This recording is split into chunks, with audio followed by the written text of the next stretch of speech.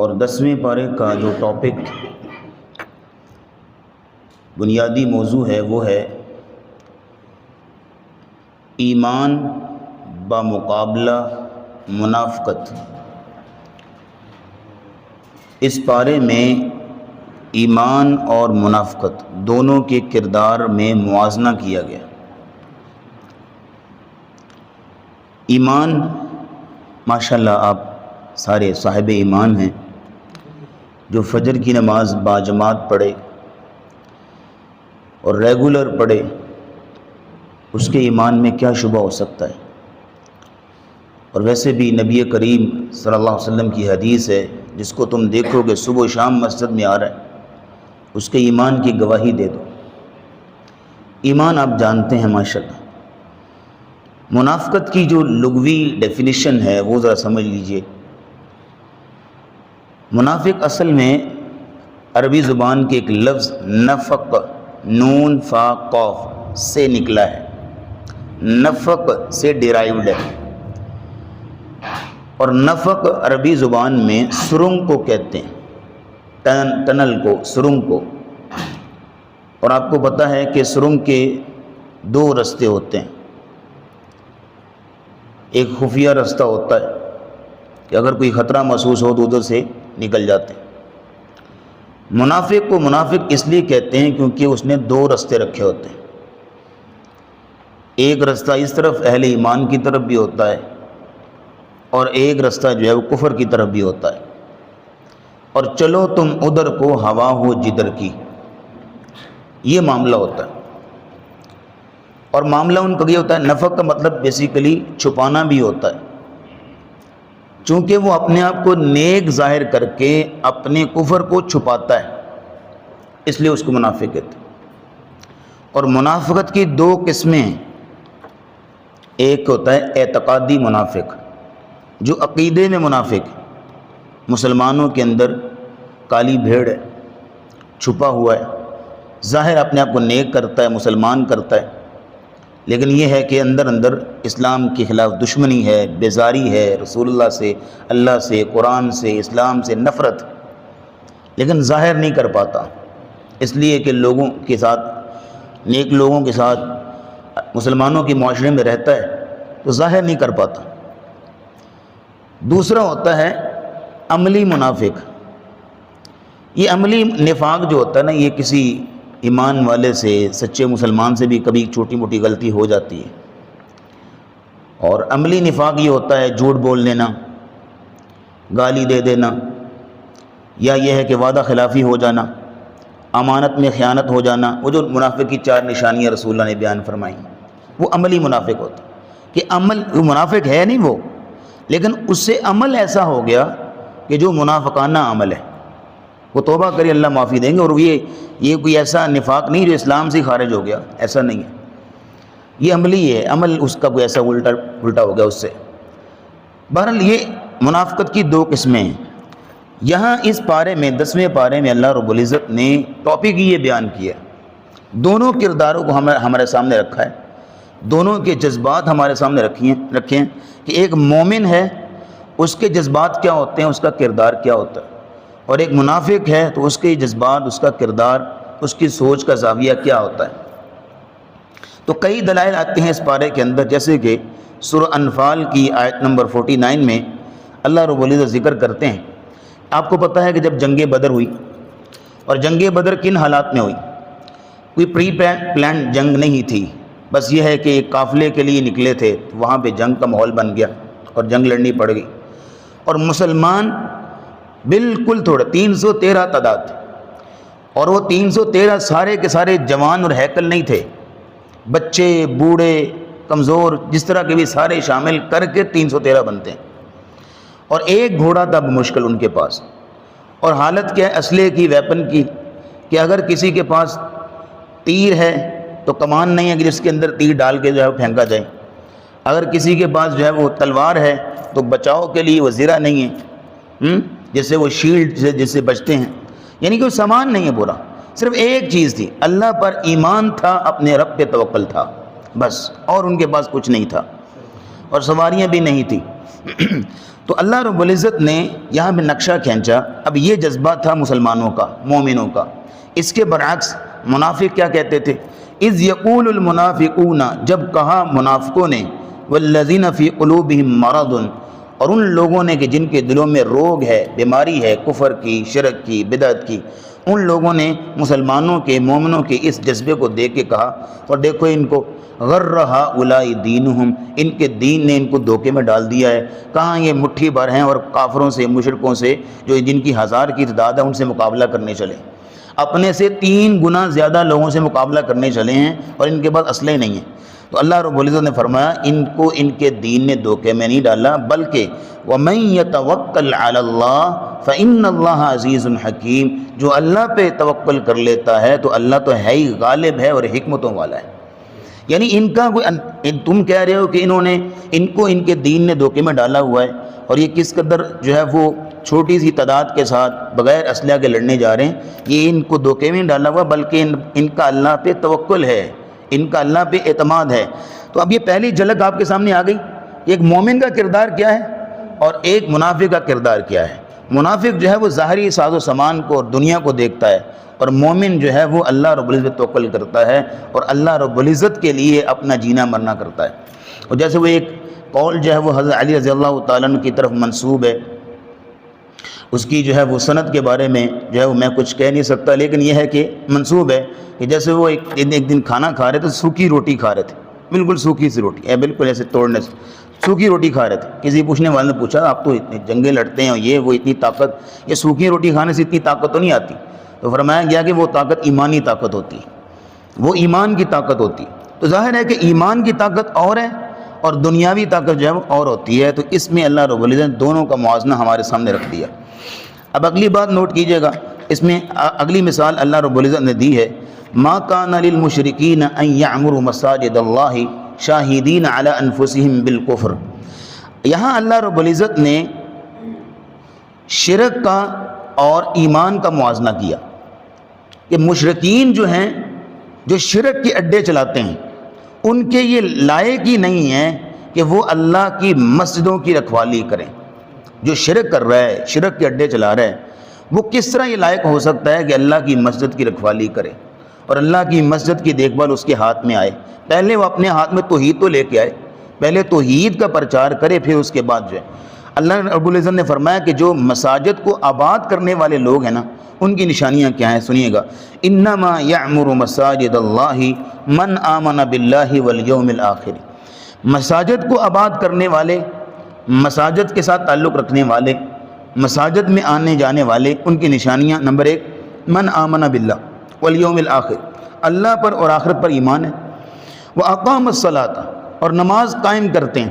وَآتَ الزَّكَاةَ، اور زکوٰۃ دیتے ہیں. وَلَمْ يَخْشَ إِلَّا اللَّهَ، اور اللہ کے سوا کسی سے نہیں ڈرتے، صرف اللہ کی خشیت ہے، اللہ کا خوف ان کے دلوں میں ہے. ان لوگوں کے بارے میں کہا فَعَسَىٰ أُولَٰئِكَ أَن يَكُونُوا مِنَ الْمُهْتَدِينَ، یہی لوگ ہیں جو کہ ہدایت یافتہ ہیں. تو اللہ رب العزت نے یہاں ایمان اور شرک کا موازنہ کیا، اور پھر یہیں میں بس نہیں ہے، ایمان اللہ کے نزدیک کس قدر اہمیت والا ہے. مشرکین مکہ جو تھے وہ بیت اللہ کی خدمت کرتے، تعمیر و مرمت کرتے، صفائی ستھرائی کرتے، حاجیوں کو پانی پلاتے، ستو پلاتے، اور وہ سمجھتے تھے کہ ہم خیر والے ہیں، ہم اللہ کے گھر کی دیکھ بھال کرتے ہیں، سب کچھ ہیں. تو اللہ رب العزت نے فرمایا یہ تو جو تم جو ہے وہ حاجیوں کی خدمت کرتے تھے ہو، یہ تم اس کو بڑا عمل سمجھتے ہو. اللہ نے فرمایا اجعلتم سقایۃ الحاج وعمارۃ المسجد الحرام، کیا تم حاجیوں کو پانی پلانا اور مسجد حرام کی خدمت کرنا، اس عمل کو اس کے برابر سمجھتے ہو؟ من آمن باللہ، جو اللہ پر ایمان لے آیا، والیوم الآخر، اور آخرت کے دن پر ایمان لایا، وجاہد فی سبیل اللہ، اللہ کے راستے میں جہاد کیا. فرمایا لا یستوون عند اللہ، یہ دونوں عمل برابر نہیں ہو سکتے. یہاں ایک معنی سمجھیے گا، مفہوم سمجھیے گا، یہاں اللہ کیوں کہا کہ دو عمل برابر نہیں ہو سکتے؟ یاد رکھیے جس بندے کے دل میں ایمان نہیں نا، جتنے مرضی بڑے فلاں کے کام کر لے، اللہ کے نزدیک ایک مومن کے چھوٹے سے عمل کے برابر بھی نہیں ہو سکتا. کیونکہ عمل کی قبولیت کے لیے پہلی شرط ہی کیا ہے؟ ایمان ہو، اللہ پہ یقین ہو، اللہ پر ایمان رکھتا ہو. جب ایمان نہیں ہے تو جتنے مرضی بڑے یتیم خانے بنا لے، جتنے مرضی بڑے فلاح کے ادارے بنا لے، جتنی مرضی بڑی NGOs بنا لے، اور بڑے دین بڑے جو خیر کے کام کرے، اس کی کوئی وقت نہیں. ہاں دنیا میں اس کو جو ہے اللہ اس کو اجر دے گا اس کی محنتوں کا اور اس کے صلے کا جذبے کا، لیکن آخرت میں اس کے لیے کچھ بھی نہیں ہے. کیونکہ آخرت میں عمل کی ویلیڈیٹی کے لیے، عمل کو ایکسیپٹیبل بنانے کے لیے سب سے لازمی چیز کیا ہے؟ ایمان ہو سب سے پہلے. تو اس لیے اللہ نے کہا کہ جو ایمان لے آیا اس کا چھوٹا عمل بھی اللہ کو زیادہ محبوب ہے بنسبت کافر کے بڑے بڑے اعمال کے. اس لیے یہاں پہ اللہ نے ایمان اور کفر کو ہمارے سامنے رکھ دیا. اب یہاں دیکھیے گا ایک اور بات، اللہ نے ایمان اور منافقت کا موازنہ کیا کس انداز؟ ذرا نوٹ کیجئے گا، یہاں پہ نکھر کے بات سامنے آئے گی کہ کس انداز سے ہم نے اپنے آپ کو پرکھنا ہے. اللہ فرماتے ہیں قُلْ إِنْ كَانَ آبَاؤُكُمْ وَأَبْنَاؤُكُمْ وَأَزْوَاجُكُمْ وَإِخْوَانُكُمْ وَعَشِيرَتُكُمْ وَأَمْوَالٌ اقْتَرَفْتُمُوهَا وَتِجَارَةٌ تَخْشَوْنَ كَسَادَهَا وَمَسَاكِنُ تَرْضَوْنَهَا أَحَبَّ إِلَيْكُم مِّنَ اللَّهِ وَرَسُولِهِ وَجِهَادٍ فِي سَبِيلِهِ فَتَرَبَّصُوا حَتَّى يَأْتِيَ اللَّهُ بِأَمْرِهِ. اے لوگوں، اللہ نے 8 چیزوں کا ذکر کیا.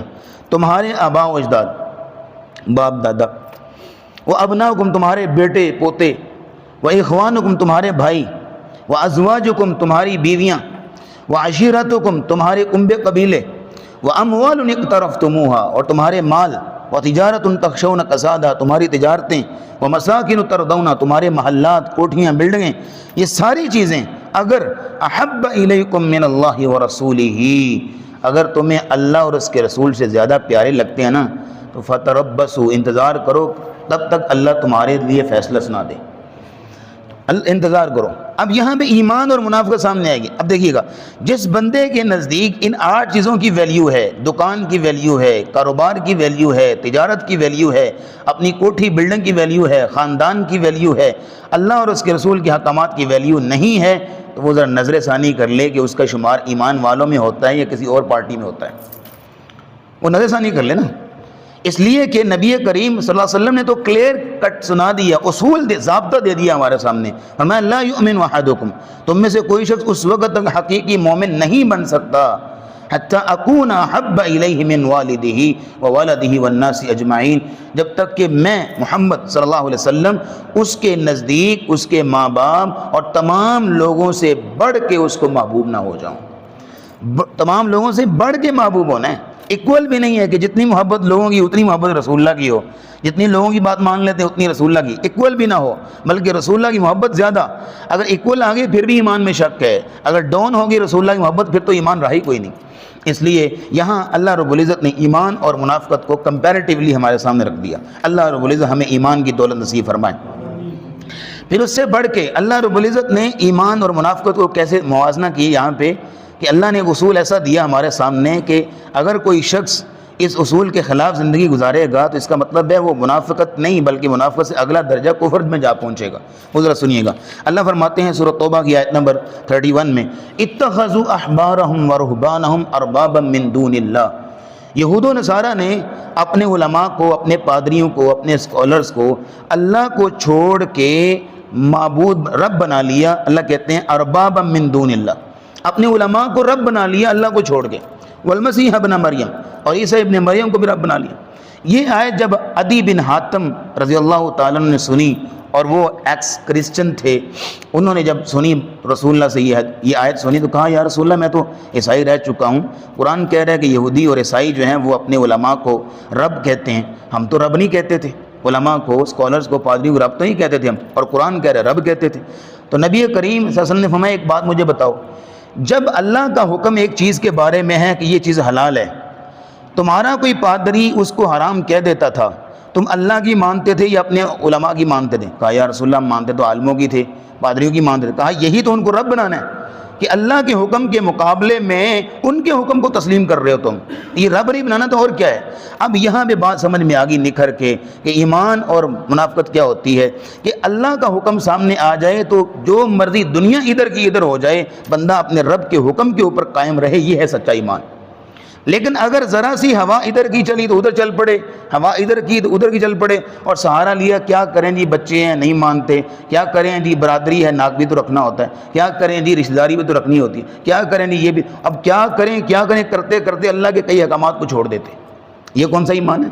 یہاں پہ 10ویں پارے کو اس انداز سے پڑھیے کہ ایمان اور منافقت دونوں نکھر کے سامنے آئے، دونوں کرداروں کو اللہ نے ہمارے سامنے رکھا کہ اب دیکھنا یہ ہے کہ اس موقع پہ آپ کس کے حکم کو مانتے ہیں، اللہ کے حکم کو کتنی ترجیح دیتے ہیں۔ اس لیے علماء سلف کہا کرتے تھے اگر تم نے یہ دیکھنا ہو نا کہ تمہارا مقام کیا اللہ کے ہاں، تمہاری عزت کیا اللہ کے ہاں، ماشاءاللہ بڑے عزت والے لوگ بیٹھے ہیں، اور کئی لوگوں کی عزت، کئی لوگوں کی کہیں جب عزت ہے، اپنے معاشرے میں عزت ہے، اپنے جو ہے وہ حلقہ احباب میں عزت ہوتی ہے، کئی لوگوں کی سیاسی لوگوں میں، کئی لوگوں کی مذہبی لوگوں میں، کئی لوگوں کی کاروباری لوگوں کے درمیان بڑی عزت ہوتی ہے، رکھ رکھا ہوتی ہے۔ اگر آپ نے یہ دیکھنا ہو کہ اللہ کے ہاں آپ کی کیا عزت ہے تو اس کا ایک کرائٹیریا علماء سلف نے دے دیا کہ تم ہر جگہ پہ اپنی زندگی میں تلاش کرو کہ ہر مقام پہ تم اللہ کے حکم کو کتنی ترجیح دیتے ہو اور تمہارے نزدیک اللہ کے حکم کی کتنی عزت ہوتی ہے۔ جتنی عزت تمہارے نزدیک اللہ کے حکم کی ہوتی ہے، اللہ رب العزت کے فرمان کی ہوتی ہے، اتنی عزت تمہاری اللہ کے ہاں ہے۔ اب یہ دیکھنا یہ ہے کہ بندے کی اپنی ثواب سے دیکھ لے کہ اللہ کے حکم کی کتنی عزت ہے، اللہ کے حکم کی اس کے نزدیک کتنا وہ ترجیح دیتا ہے اس کو۔ تو یہاں اللہ رب العزت نے ایمان اور کفر کو ہمارے سامنے رکھ دیا۔ اگلی بات نوٹ کیجئے گا، اللہ رب العزت نے یہاں ایک اور کردار ہمارے سامنے رکھا۔ مومن جو ہوتا ہے نا، جب اللہ کو حکم آ جائے نا پھر وہ کسی اور چونکے چنانچے اور بہانے کو نہیں تلاش کرتا، لیکن جس کے اندر نفاق ہوتا ہے، اللہ کی سچی محبت نہ ہوتی، وہ اللہ کے حکم سے جان چھڑانے کے لیے کوئی نہ کوئی بہانہ ڈھونڈتا رہتا ہے۔ یہاں پہ اللہ رب العزت نے نقشہ کھینچا غزوہ تبوک کا۔ غزوہ تبوک میں جب حکم ملا جانے کا تو آپ کو پتہ ہے کہ منافقین آئے رسول اللہ کے پاس اور آ کے بہانے بنانے لگے، میرے بچے بیمار ہیں، میں نہیں جنگ پہ جا سکتا۔ کسی نے آ کے کہا جی میں گھر میں فیملی اکیلی ہے، میں نہیں جا سکتا۔ کسی نے کہا یہ مسئلہ ہے، کسی نے کہا وہ مسئلہ ہے۔ رسول اللہ نے، عبد الرسول اللہ تو ہے، وہ ہے ہی رؤوف الرحیم ہے، رحمت للعالمین ہے، آپ تو ہے ہی رحیم و شفیق انسان۔ جیسے کوئی آگے کہتا آپ ٹھیک ہے تم نہ جاؤ، تم جو ہے وہ اپنے گھر والوں کی دیکھ بھال کرو۔ اللہ رب العزت نے اس پر رسول اللہ کو ڈانٹ پہ لائی، عفا اللہ عنک لما اذنت لہم، اے نبی اللہ نے آپ کو معاف کر دی ہے، وگرنہ آپ نے کیوں ان کو اجازت دی ہے، چھوٹ دی ہے، رخصت دی ہے۔ حتی یتبین لک الذین صدقوا وتعلم الکاذبین، یہی تو موقع تھا کہ جب آپ کے سامنے نکھر کے بات سامنے آنی تھی کہ یہ بندہ جو ہے وہ سچا مومن ہے اور یہ بندہ کفر والا ہے، آپ نے سب کو جب اجازت دے دی ہے، پتہ ہی نہیں چلے گا۔ یعنی جو اب جنگ پہ جائے گا پتہ چلے گا یہ واقعی مومن ہے، جو اب بہانے بنا کے پیچھے رہنے کی کوشش کرے گا پتہ چلے گا وہ مومن نہیں ہے۔ تو آپ نے کیوں ان کو اجازت دی؟ اور آگے اللہ نے اصول دیا، فرمایا لا یستأذنک الذین یؤمنون باللہ والیوم الآخر ان یجاہدوا باموالہم وانفسہم، اللہ رب العزت جانتے ہیں کہ جو سچے ایمان والے ہیں، جن کا اللہ اور اس کے رسول پہ آخرت پہ سچا ایمان ہے، لا یستأذنک، وہ کبھی بھی آپ سے جنگ سے اجازت نہیں لیں گے کہ وہ اللہ کے راستے میں جہاد کرنے سے گریز کریں، وہ اجازت نہیں لیں گے۔ واللہ علیم بالمتقین، اور اللہ تو ایسے متقیوں کو جانتا ہے۔ ہاں اچھا اجازت کون لیں گے؟ فرمایا انما یستأذنک الذین لا یؤمنون باللہ والیوم الآخر، اجازت وہ لینے آئیں گے جو جن کا اللہ اور اس کے رسول پر ایمان نہیں ہے، ان کا آخرت پر یقین نہیں ہے۔ وارتابت قلوبہم، ان کے دل شک میں پڑے ہوئے ہیں۔ فہم فی ریبہم یترددون، اور اسی شک و شبے میں وہ زندگی گزار رہے ہیں، وہ لوگ آپ سے بہانے بنائیں گے اور اجازت طلب کریں گے۔ تو یہاں اللہ نے اصول دے دیا ہمارے سامنے، کرائٹیریا دے دیا کہ یہ بہانے بنانے والے یہ سچے مومن نہیں ہیں۔ تو یہاں اصول ہمارے سامنے آ گیا کہ جو مومن ہوتا ہے نا وہ دیکھتا ہے کہ اللہ کا حکم کیا ہے، بس اللہ کے حکم کو سامنے رکھتا ہے، رسول اللہ کے حکم کو سامنے رکھتا ہے۔ اور جس کے دل میں ذرا ایمان تھوڑا لیول کم ہوتا ہے، درجے کم ہوتے ہیں، ایمان کے سگنل تھوڑے سے لو ہوتے ہیں نا، تو وہ صرف پھر بہانے بناتا ہے، پھر وہ تلاش کرتا ہے کہ کوئی رستہ ایسا مل جائے، پھر کبھی اس مولوی کے پاس، کبھی اس مسلک کے پاس، کبھی اس مسلک کے پاس، جہاں جس کی بات دل کو لگی نا تسی صحیح کہندے ہو نا، وہ فلاں مولوی تو بڑا متشدد دے گئے، آپ صحیح بات کہتے ہیں۔ بھئی آپ مولویوں کو نہ سنیں نا، آپ مسلک کی بات نہ لیں، آپ یہ دیکھیں کہ ہمارے نبی نے یہاں پہ کیا کہا ہے، ہمارے نبی کی یہاں پہ کیا تعلیم ہے۔ آپ بھئی یہ دیکھیں کہ فلاں مسلک یہ کہتا ہے، فلاں مسلک یہ کہتا ہے، فلاں یہ کہتا ہے، اچھا ان کی بات مان لیجیے وہ بڑے اچھے ہوتے ہیں، ان کی بات نہیں ماننی وہ اچھے نہیں ہوتے۔ آپ رسول اللہ کی بات کیوں نہیں مانتے؟ آپ یہ دیکھیے حدیث یہ کہتی ہے، آپ جس مرضی کے عالم کے پاس جائیے مسئلہ پوچھنے کے لیے، جب آپ کو مسئلہ بتاتا ہے آپ اسے کبھی رسول اللہ کی حدیث کیا ہے، رسول اللہ کا فرمان کیا ہے، جو عالم آپ کو رسول اللہ کی بات بتائے اس کی بات فالو کیا کرے، اس کی بات مانا کرے۔ اس لیے اللہ رب العزت نے یہاں ہمارے سامنے ایمان اور نفاق کا ہمارے سامنے موازنہ کر دیا۔ اب اگلی بات، جس بندے کے دل میں نفاق ہے اور ایمانی درجہ لو ہے، اللہ رب العزت اس کا عمل قبول نہیں کرتے۔ اللہ رب العزت نے رسول اللہ کی زبانی منافقوں کو کہلوا دیا، قُلْ أَنفِقُوا طَوْعًا أَوْ كَرْهًا، تم اپنی خوشی سے اللہ کی راہ میں خرچ کرو یا یہ ہے کہ مجبوری میں کرو، لَن يُتَقَبَّلَ مِنْكُمْ، اللہ تمہارا عمل قبول نہیں کرے گا۔ انکم کنتم قوما فاسقین، کیونکہ تم فاسق لوگ ہو۔ اور اگلی وجہ بیان کی کیوں ہی قبول کرے گا اللہ، فرمایا وما منعہم ان تقبل منہم نفقاتہم، اس لیے اللہ ان کے اعمال قبول نہیں کر رہا، ان کے نفقات، ان کا اللہ کی راہ میں خرچ کرنا قبول نہیں کر رہا، الا انہم کفروا باللہ وبرسولہ، ایک تو یہ ہے کہ اللہ اور اس کے رسول کا انکار کرتے ہیں، کفر کرتے ہیں۔ دوسری بات ولا یأتون الصلاۃ الا وهم کسالى، نماز پڑھنے آئیں گے تو انتہائی سستی کے ساتھ، دل نہیں کر رہا، دل نہیں چاہ رہا۔